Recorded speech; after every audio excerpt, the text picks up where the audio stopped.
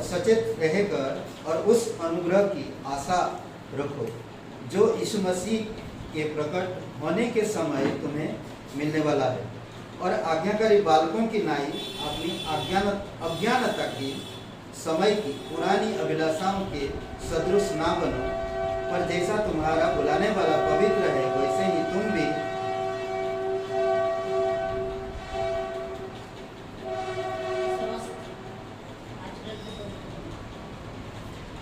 वैसे ही तुम भी अपने सारे चाल चलन में पवित्र बनो, क्योंकि लिखा है कि पवित्र बनो क्योंकि मैं पवित्र हूँ। ठीक है। पतरस ने सुझाव दिया कि पवित्र शास्त्र के सिद्धांतों के अनुसार जीवन बिताना इसका उत्तर था। विश्वासी के परमेश्वर के अनुग्रह के लिए ठीक कार्य करने के लिए पतरस ने 4 क्षेत्र बताए। ठीक है। हम लोग इस वचन में हम लोग 4 क्षेत्र को देखेंगे कि आप विश्वासी जीवन में कैसे आप परमेश्वर की आज्ञाकारिता में, परमेश्वर के विश्वास में, परमेश्वर की सामर्थ्य में आप कैसे बढ़ोगे। ठीक है। परमेश्वर में आपका स्थान क्या है वो दिखा दिया, बताया। पृथ्वी पर जब तक रहोगे कठिनाइयाँ होगा, आप पवित्रकरण में बढ़ रहे हो। सबसे पहली बात हम लोग इस पहला अध्याय के 13 वचन से 16 वचन में सबसे पहला हम लोग देखेंगे, पहला पॉइंट इसमें। ठीक है। पहला पॉइंट जो हम देखेंगे वो है पवित्र जीवन। ठीक है।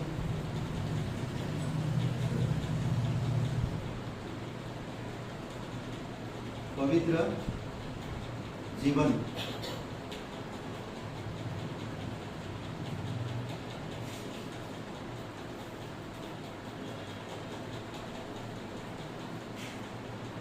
पवित्र जीवन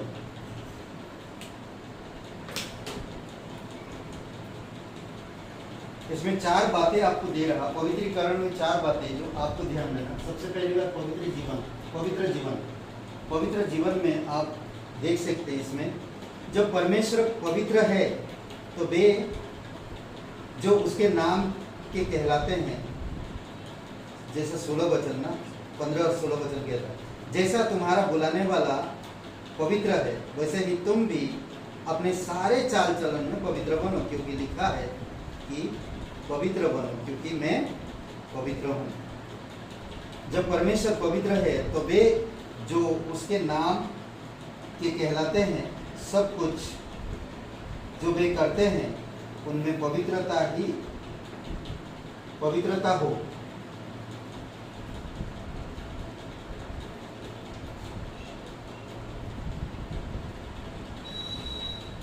ओके, पवित्रता हो जिससे उनका संसार में व्यवहार ऐसा ना हो जैसा बिना उद्धार पाए हुए लोगों का है। ठीक है। इसमें कहता पुरानी जो आदतें हैं ना, वचन 14 में कहता अनाज्ञाकारी बालकों की नाई अपनी अज्ञानता, अनाज्ञाकारी बालकों की नाई अपनी अनाज्ञता के समय की पुरानी अभिलाषाओं के सदृश ना बन। वचन 16 में कहता पुरानी स्वभाव में जैसे थी उस तरह की मत बन। संसार में जैसे लोग जी रहे हैं वैसे तुम्हारा जीवन नहीं होना चाहिए। और दूसरी बात कि तुम परमेश्वर में उद्धार पाए, तुम नया जीवन हो गया तुम्हारा, तुम परमेश्वर के संतान हो। अब तुम जान गए हो तुम्हारा स्थान परमेश्वर में कैसा है। अब तुम्हें पवित्रता, परमेश्वर की पवित्रता में बढ़ना चाहिए। तुम्हारा जीवन, तुम्हारी चाल चलन कैसी होनी चाहिए, खुद में सोचना चाहिए। इसके ऊपर बातें कर रहे हैं। ठीक है। तो दूसरा पॉइंट में जो हम लोग देख सकते हैं,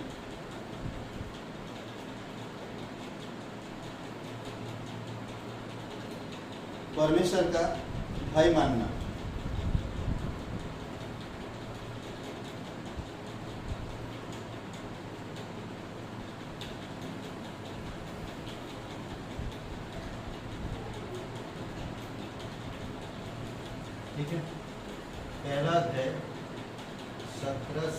21 परमेश्वर का भय मानना।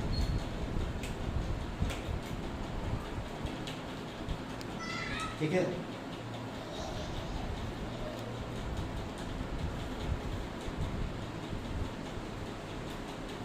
जो उद्धार पाया हुआ इंसान पुरानी आदतों में नहीं रहेगा, और जो उद्धार पाया हुआ इंसान वो परमेश्वर का भय रखेगा। परमेश्वर का भय का मतलब आप सभी जानते हैं, करेक्ट? भय का मतलब परमेश्वर कौन है इस बात की जानकारी से विस्मित हो जाना और उसके फलस्वरूप एक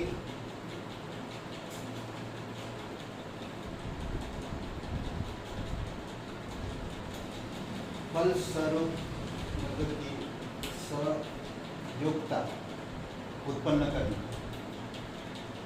कि जैसा वो है वैसे हम लोग, जैसा वो कहा वैसे हम लोग कर रहे हैं, और जैसा वो है वो कैसा है, वो सामर्थ्य है, वो अनंत है, वो प्रेम है, वो हमारे लिए सब कुछ किया। आज हम उसका भय रखते हैं, हम उसका आदर करते हैं, हम उसकी आराधना करते हैं, हम उसका महिमा करते हैं।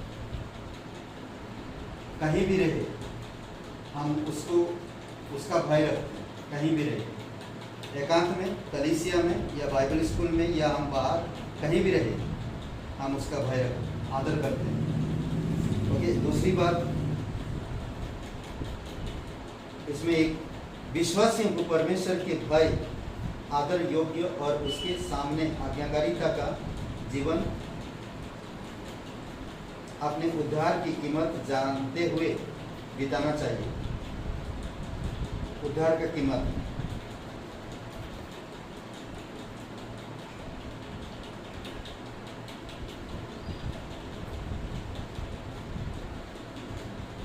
ओके, इसमें वचन में हम लोग देखते हैं, जबकि यीशु हे पिता कहकर उससे प्रार्थना करते हो, जबकि तुम हे पिता कहकर उससे प्रार्थना करते हो, बिना पक्षपात हर एक के काम के अनुसार न्याय करता है, तो अपने परदेशी होने का समय भय से बिताओ। ठीक है, हम लोग परदेशी हैं और हम लोग इस धरती पर है, हम स्वदेश में अभी तक नहीं पहुंचे हैं, हम सिर्फ उद्धार पाए हुए हैं, नया जन्म मिला है, हमें यीशु मसीह में परमेश्वर में हमारा स्थान को पता चला। तो आज हम क्या कर रहे हैं? सबसे पहली बात, हमारा उद्धार हो गया। दूसरी बात कि हम क्या बोलें, उद्धार की कीमत को समझ, उसने जो चुका है यीशु मसीह ने, परमेश्वर ने जो दिया,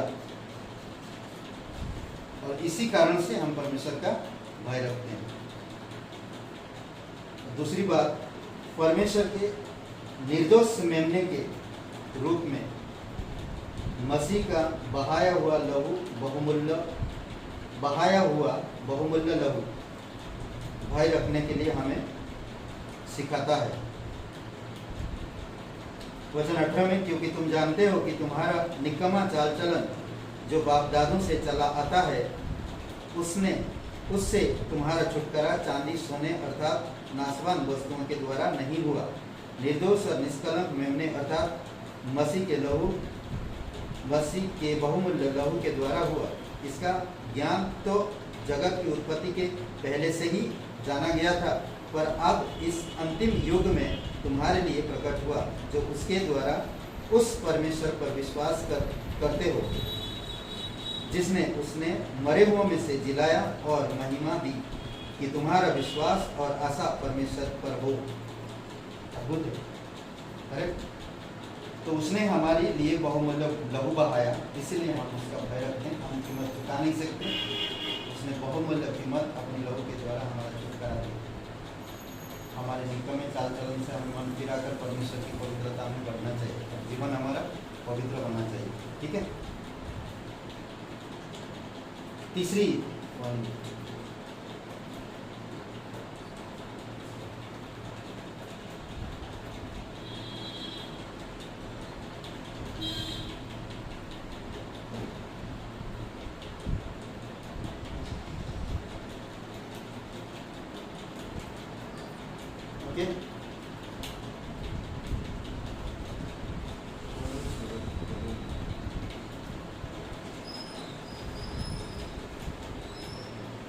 अगला अध्याय 22 से 25 ये है दूसरों से प्रेम। दूसरों से प्रेम, ओके। परमेश्वर के वचन का आज्ञा पालन यह चाहता है कि विश्वासी उत्साह से हृदय से एक दूसरे से प्रेम करे। परमेश्वर के वचन का आज्ञा पालन यह चाहता है कि विश्वासी उत्साह से दूसरों से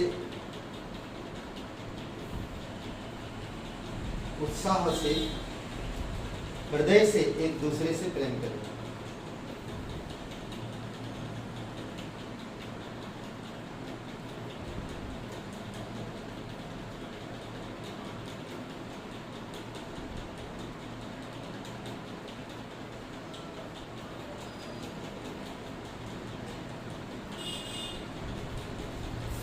ओके। और इस प्रकार परमेश्वर का प्रेम जैसे उसके अनंत वचन में दर्शाया है। उसके वचन में हमें प्रेम दर्शाया। हमें सांसारिक प्रेम से प्रेम नहीं करना चाहिए, बल्कि परमेश्वर के अगाध प्रेम से प्रेम करना चाहिए। उसके वचनों में हमें दर्शाया किस तरह से एक दूसरे से तुम्हें प्रेम करना चाहिए, ठीक है, हृदय से। ओके, ये परमेश्वर का प्रेम है। प्रेम हम इसलिए करते हैं बचाने के लिए, प्राणों को बचाने के लिए, एक दूसरे को प्रोत्साहन करने के लिए, एक दूसरे को बढ़ाने के लिए, ठीक है। चौथी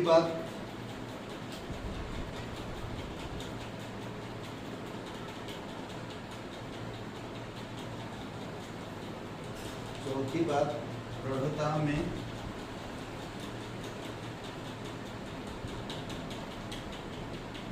बढ़ना,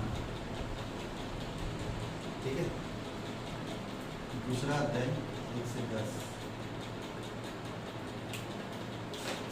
ठीक है।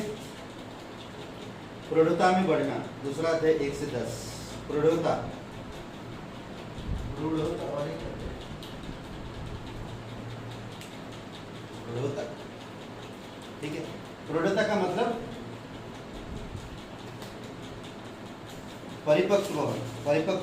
परिपक्वता की ओर बढ़ना, या परमेश्वर में, उसकी आज्ञाकारिता में, उसकी कलीसिया में बहुत दिन हो जाने से क्या होता है, बहुत लंबे समय से है, तो क्या बोले, क्या बोलते हैं मसीह में बुजुर्ग ना, क्या बोलते हैं मसीह में बुजुर्ग बोलेंगे, वही बोले ना, मसीह में बुजुर्ग, वही प्रौढ़ता बोलते हैं, जो काफ़ी सालों से है मसीह में और परमेश्वर में, तो वही बोलेंगे परिपक्व या बुजुर्ग बोलते हैं, ठीक है, काफ़ी सालों से।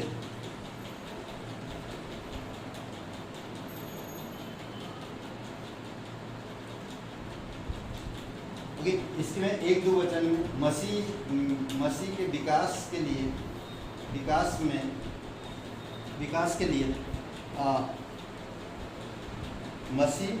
मसीही यानी कि विश्वासी की विकास के लिए उचित व्यवहार,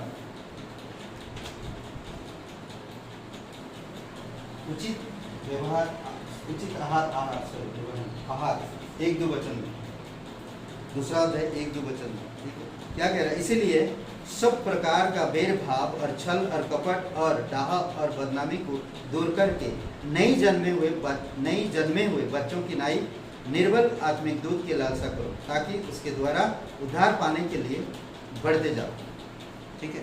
प्रौढ़ता और एक भी शब्द है जो बढ़ना कहा जाता है, इधर लिखा है प्रौढ़ता में बढ़ना, परिपक्वता में बढ़ना या पवित्रता में बढ़ना, ठीक है। 3 बातें हम लोग देखा, 4 बातें, पवित्र जीवन, परमेश्वर का भय, दूसरों से प्रेम, प्रौढ़ता में बढ़ना। अगर हम ये 3 चीज करते हैं तो प्रौढ़ता में यानी कि आत्मिकता में मजबूत होते जाएंगे, ठीक है। और वचन 3 में यीशु मसीह को उद्धारकर्ता और प्रभु स्वीकार करते हुए चख लिया ना, उद्धार करते हुए चख लिया, 3 वचन में कहता है। प्रभु की कृपा का स्वाद चख लिया तुमने ना, यीशु मसीह का जो उद्धार आपको जो मिला चख लिया आपने। 4 से 8 वचन में मसीह ही जीवित पत्थर, मसीह ही जीवित पत्थर।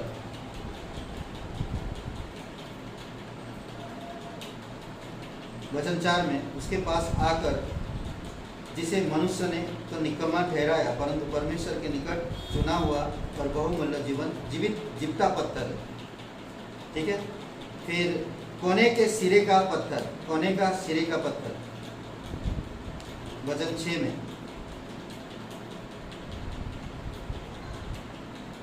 ठीक है, वचन 7 में निकम्मा ठहरा हुआ पत्थर, निकम्मा ठहरा हुआ पत्थर। और वचन 8 में ठेस लगने का पत्थर। ये सब यीशु का नाम है, यीशु मसीह का। समझ रहे हैं?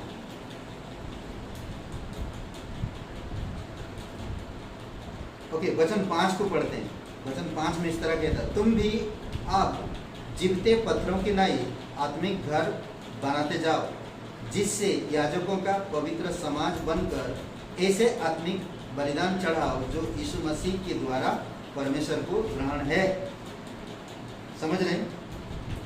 विश्वासी जीवते पत्थर है, हर एक विश्वासी जीवते पत्थर है, हर एक विश्वासी जीवित पत्थर। पत्थर भी बढ़ता है पेड़ की तरह, जीवित पेड़ में चिपकी। आप लोग, हम लोग ना, विश्वासी लोग जीवित पत्थर है। समझ रहे हैं? बनते जाते हैं, बनते जाते हैं। विश्वासी ना सिर्फ कलीसिया बनते हैं, परंतु उनमें याजक की नाई आत्मिक बलिदान चढ़ाकर सेवा भी करते हैं। ओके, आत्मिक बलिदान चढ़ाकर सेवा भी करते हैं। हम लोग बहुत सारे विश्वासी बलिदान करते हैं और सेवा करते हैं। कोई धन संपत्ति कलीसिया की, परमेश्वर के राज्य के लिए दे देता है, वही कर देता है। बहुत सारे लोग खर्चा कर देते हैं, परमेश्वर के लिए सब कुछ त्याग देते हैं। यही बलिदान है ना, यही सेवा है। वो विश्वास में तो बढ़ रहा ही है, जीवित पत्थर बनकर काम तो कर ही रहे हैं, पर उसके साथ साथ उनका जो धन संपत्ति परमेश्वर के राज्य के लिए दे देते। मैं एक जगह पे पढ़ रहा था कि इंसान, कुरिन्थियों के 9 अध्याय में या 8 अध्याय में, इंसान जब विश्वास में आता और उसके पास बहुत धन था और वो धन, उसको मालूम पड़ा कि ये धन को कैसा उपयोग करना, तो उसे पता चला कि परमेश्वर के कार्य के लिए इस धन को उपयोग करो। तो वो इंसान जब स्वर्ग में गया, जो धन इसने व्यय किया था यहाँ पर परमेश्वर की राज्य के लिए, तो कहते कि 4 गुना स्वर्ग में उसको मिला।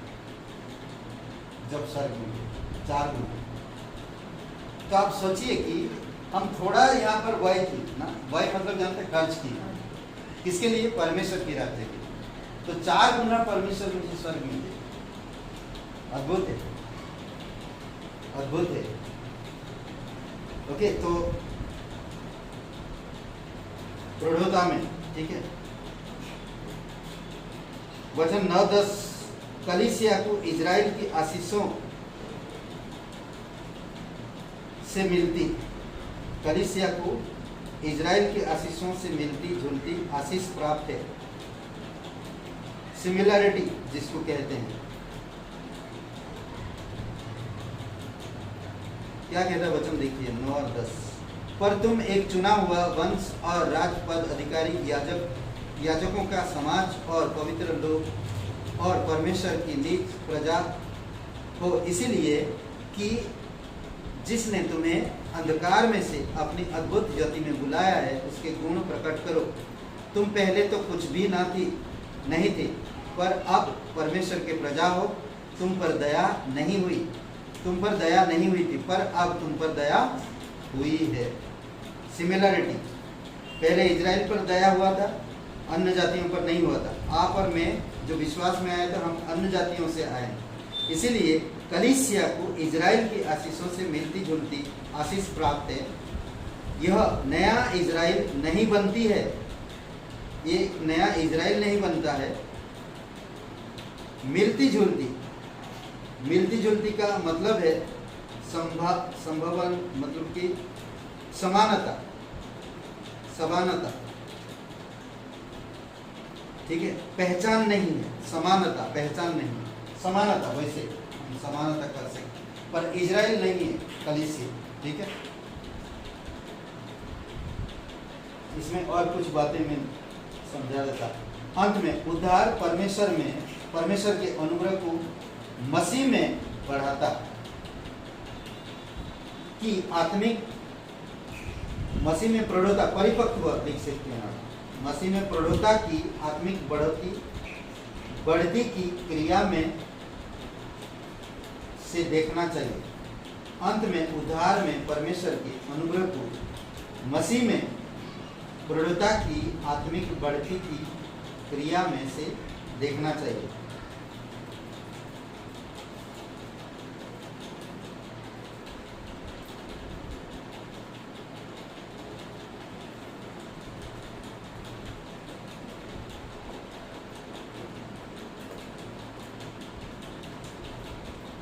ठीक है,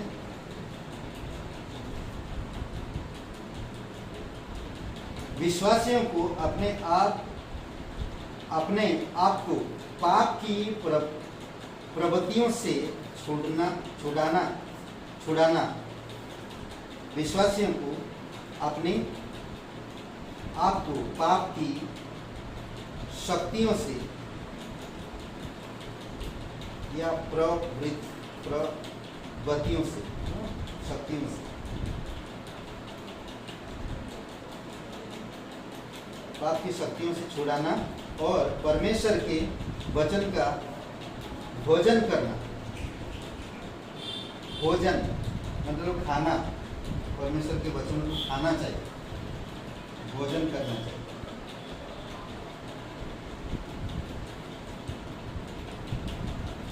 करना, उसकी सच्चाइयों का पालन करना,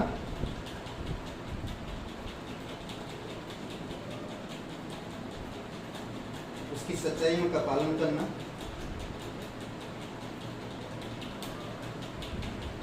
यह समझाना कि उसके आत्मिक घर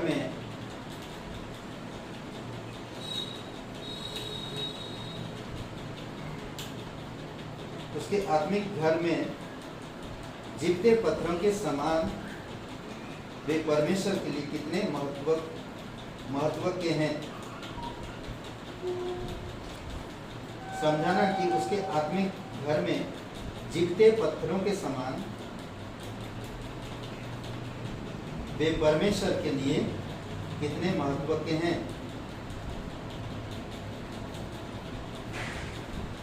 कितने महत्व की हैं।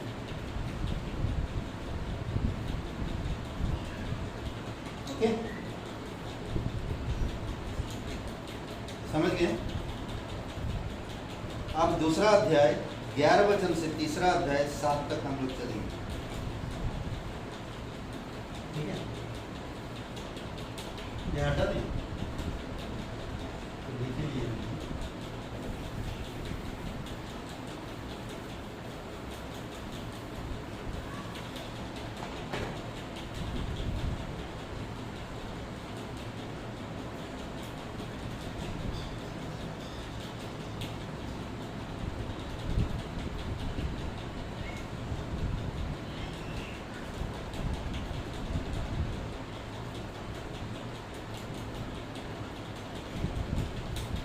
अनुग्रह क्या कर रहा है?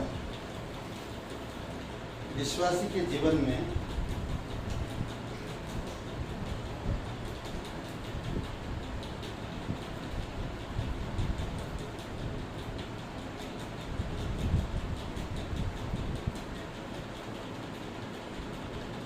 क्या कर रहा है?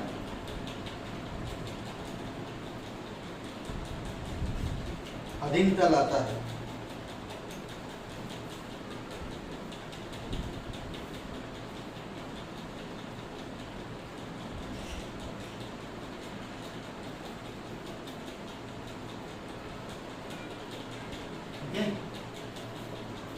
ऊपर बात करेंगे। आज आप विश्वासी को अधीन में कैसे रहना उसके ऊपर बात करेंगे। ठीक है, परमेश्वर की अनुग्रह आपको विश्वास में लाता है, उद्धार में आते हैं, फिर आप बच्चे की तरह बढ़ते हैं,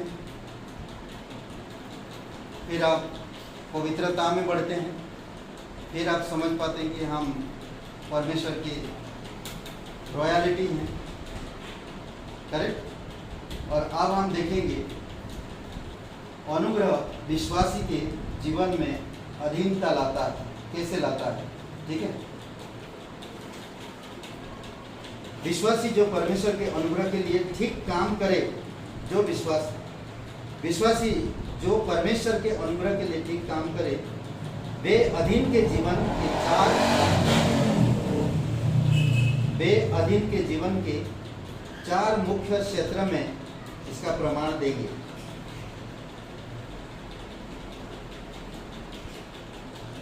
ठीक है, क्या लिखें? विश्वासी जो परमेश्वर के अनुग्रह के लिए ठीक काम करे, वे अधीनता के जीवन के चार मुख्य क्षेत्र में इसका प्रमाण देंगे। सबसे पहला प्रमाण क्या है?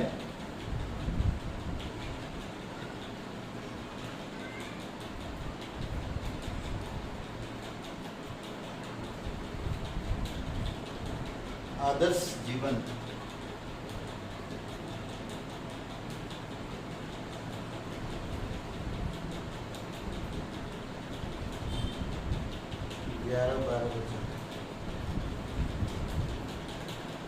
ठीक है, क्या? आदर्श जीवन। ओके,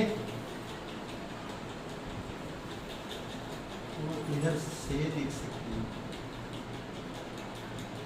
क्या बता रहा है? आदर्श जीवन से। ठीक है, चार मुख्य प्रमाण देता है। कैसे प्रमाण देता है? सबसे पहली बात आदर्श जीवन से। दूसरा अध्याय 11-12।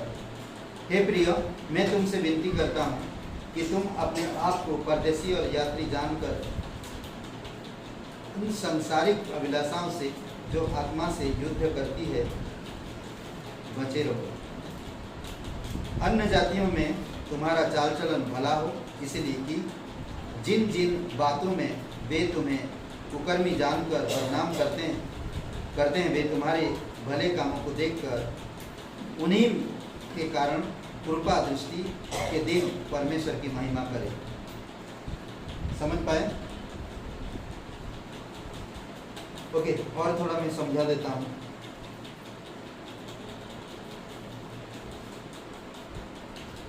इस संसार में मसीहों के उत्तरदायित्व का निर्धारण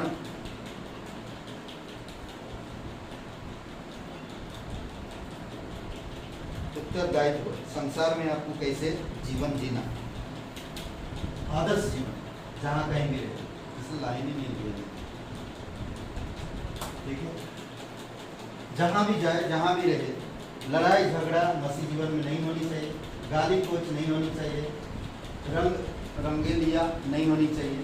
दूसरा आदर्श जीवन होनी चाहिए। समझ ले क्या कह रहा है? तुम्हारी भले कामों को देखकर संसार के लोग उस परमेश्वर की बड़ाई करें। समझ लें? ओके, मसीहों को यह समझना चाहिए कि वे इस संसार में परदेशी है। सबसे पहली बात, हम परदेशी है।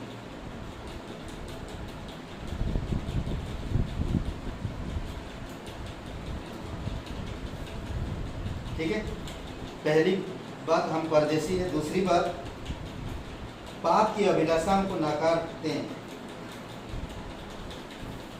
पाप की अभिलाषाओं को नकारते हैं।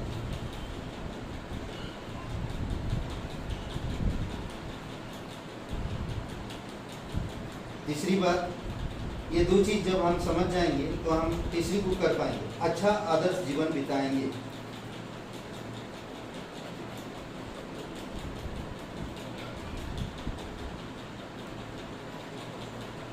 अच्छा आदर्श जीवन बिताएंगे।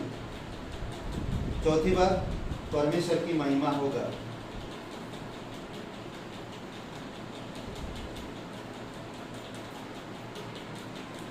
परमेश्वर की महिमा होगा। पांचवी बात, उन पर कोई दोष, उनके विरुद्ध दोष लगाने का कोई कारण ना होगा। पांचवी बात, जब हम आदर्श जीवन जीते हैं, पहले समझना चाहिए हम परदेशी हैं। दूसरा क्या बोला? दूसरा क्या बोला? पाप की अभिलाषाओं से नकारते। ठीक है। तीसरा, तब हम अच्छा जीवन बिताएंगे। चौथा, परमेश्वर को महिमा मिलेगा।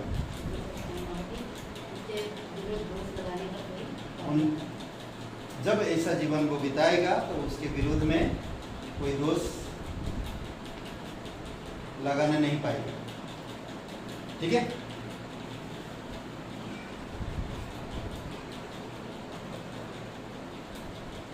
ये आदर्श जीवन। ठीक है। ये 5 बातें आदर्श जीवन के लिए बहुत जरूरी है। ओके। दूसरा पॉइंट,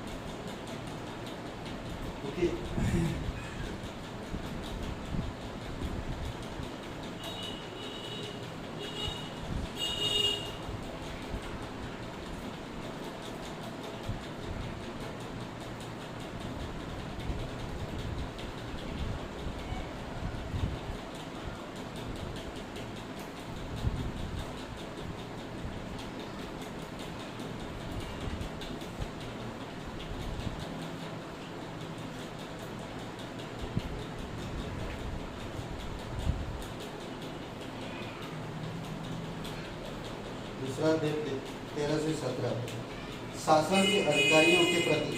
ठीक है। हम जहाँ पर काम करते हैं या हमारे देश में या हमारे शहर में शासन करने वाले लोग ना, कानून के तौर पे पुलिस से अलग अलग जगह पे अलग अलग लोग शासन करते हैं ना, वो लोग अधिकारी है, स्वामी है, और जैसे सरकार ना, तो हमें इनके प्रति हमारा व्यवहार कैसे, इन अधिकारियों के प्रति हमारी प्रतिक्रिया कैसे ना। तो वचन में इस प्रकार कहता, प्रभु के लिए मनुष्य के ठहराए हुए हर एक प्रबंध के अधीन में रहो ना। हमारी सरकार या संविधान जो भी है उसके अधीन रहना।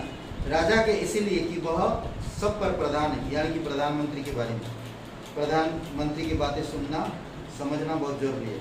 और हाकिमों के, क्योंकि वे कुकर्मी को दंड देने और सुकर्मी की प्रशंसा के लिए उनके भेजे हुए हैं। ओके। दंड देने के लिए लोग हैं, पुलिस है, अधिकारी है, कर्मचारी हैं, इस प्रकार के लोगों को हम, क्योंकि परमेश्वर की इच्छा यह है कि तुम भले काम करने से निर्बुद्धि लोगों की अज्ञानता की बातों को बंद कर दो। 16, अपने आप को स्वतंत्र जानो, पर अपनी इस स्वतंत्रता को बुराई के लिए आड़ ना बनाओ, परंतु अपने आप को परमेश्वर के दास समझकर चलो। सबका आदर करो, भाइयों से प्रेम रखो, परमेश्वर से डरो, राजा का सम्मान करो। ठीक है। आखिरी में पूरा बता दें, आखिरी वचन 17 वचन। ओके। तो इसमें 2 लाइन आप लोग लिख लीजिए। विश्वासियों के लिए परमेश्वर की इच्छा यह है,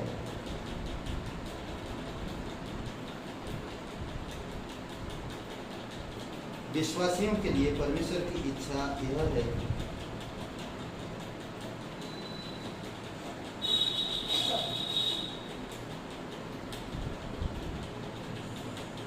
कि वे वह करे जो ठीक है,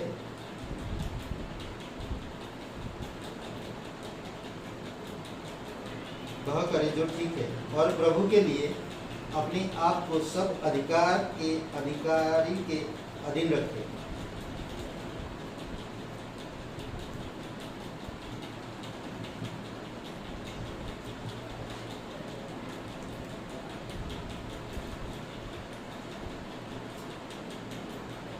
सब अधिकारी के अधीन रखे, अधिकार के अधीन रखे, अधिकार के अधीन, अधिकारी के नहीं, अधिकार के मतलब कानूनी व्यवस्था के अधीन, कानूनी व्यवस्था या संविधान के अधीन रखे। ठीक है। अच्छे नागरिक होना मूर्ख लोगों के मुंह बंद कर देता है। अच्छे नागरिक होना मूर्ख लोगों के मुंह बंद करता है। एक अच्छे नागरिक बनो तो बहुत सारे लोग भी समझेंगे नहीं ये बंदा तो कभी इसने क्या बोलते धर्म परिवर्तन नहीं कराया, अच्छे नागरिक बन गए। हाँ करेक्ट। तीसरी बात स्वामी, अभी जो मतलब पहले तो शासन संविधान कानून व्यवस्था के अधीन रहना, दूसरा आप जो उनको चलाने वाले उनके अधीन रहना, स्वामियों ना, जैसे कि ऐसा लिख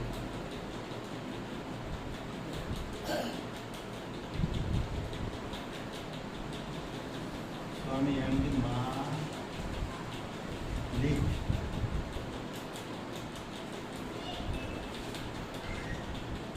मालिकों स्वामियों, ऐसा होता आप लोग लिख लीजिए।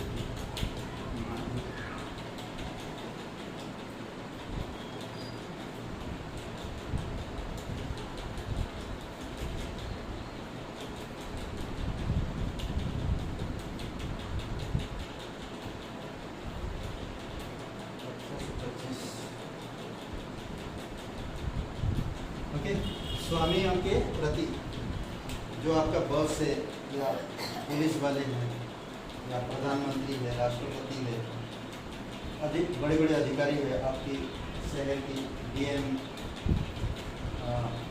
क्या बोलते थे, अलग अलग जो डिपार्टमेंट में जो बड़े बड़े लोग, ठीक, इसके ऊपर 18 से 25 वचन में कर्मचारियों को अपने स्वामियों या मालिकों के अधीन होना चाहिए। कर्मचारियों को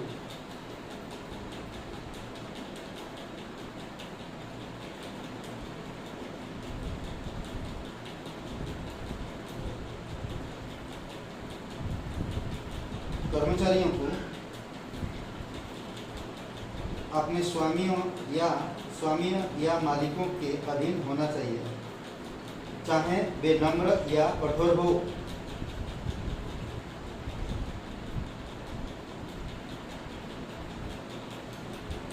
हम लोग सोच लेते हैं ये कठोर आदमी ना, पहले ही देख कर समझ आता है। हमें ये नहीं सोचना चाहिए कठोर हो या नम्र, हमें उसके अधीन होने के लिए कहा। हम अगर कर्मचारी हैं तो हम उसके अधीन रहे। बुराई करने से दूर दुख, बुराई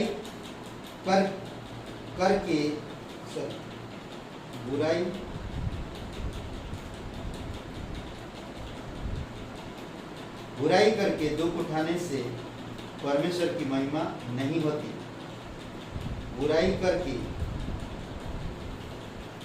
बुराई करने से दुख उठाने से परमेश्वर की महिमा नहीं होती।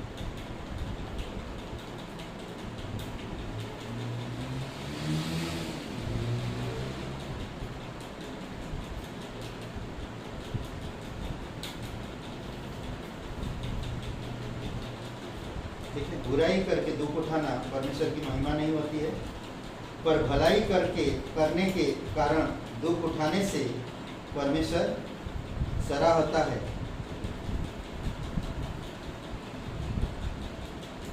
खुश होता है परमेश्वर।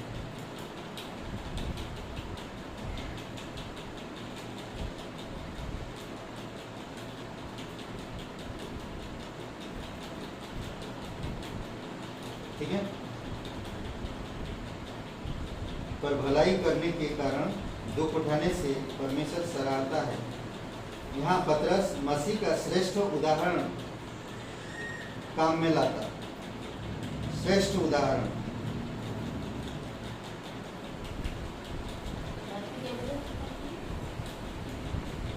यहाँ पतरस मसीह का श्रेष्ठ उदाहरण काम में लाता,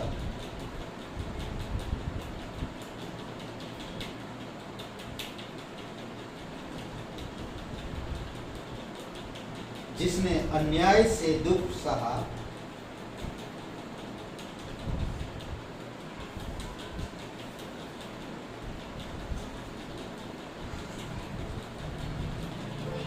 जिसने अन्याय से दुख सहा, जिसका आदर्श विश्वासियों को अनुकरण करना चाहिए। वचन 21 में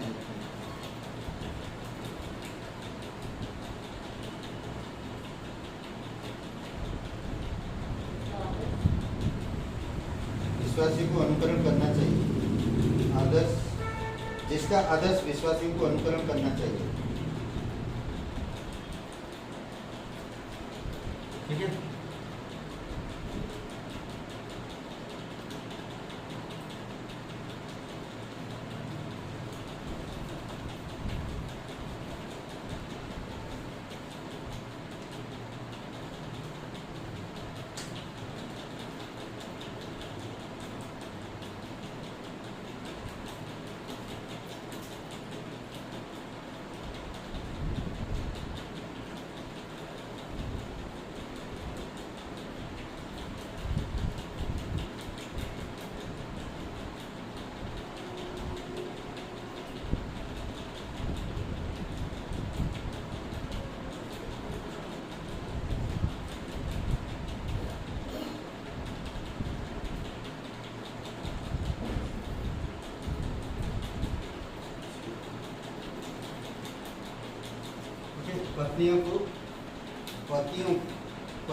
पतियों के अधीन रहकर आइए प्रार्थना करते हैं इस क्लास में।